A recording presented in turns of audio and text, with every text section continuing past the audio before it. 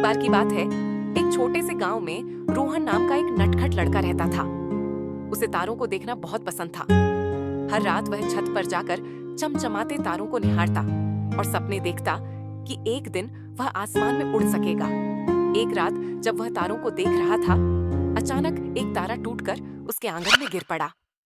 रोहन दौड़कर गया और देखा कि वह तारा असल में एक छोटा चमकता हुआ जीव था, जिसका नाम टिंकू था।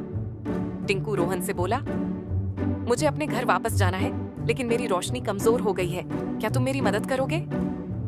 रोहन खुश हो गया और बोला, बिल्कुल, लेकिन कैसे? टिंकू ने बताया कि उसे अपनी रोशनी वापस पाने के लिए चांदी झील के जादुई पानी की कुछ बूंदें चाहिए। लेकिन झील गांव के पास घने जंगल में थी। रोहन ने बिना डरे अपनी छोटी टॉर्च उठाई और टिंकू के साथ जंगल की ओर चल पड़ा। रास्ते में उन्हें एक चालाक लोमड़ी मिली, जिसने कहा, अगर तुम मेरी पहेली हल करोगे तो मैं तुम्हें सही रास्ता बताऊंगी।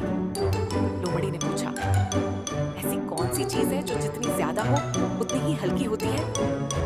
रोहन ने सोचा और फिर खुश होकर बोला, बिल्कुल, वो हवा है। लोमड़ी हंस पड़ी और बोली, सही जवाब। अब जाओ, चांदनी झील तुम्हारे सामने है।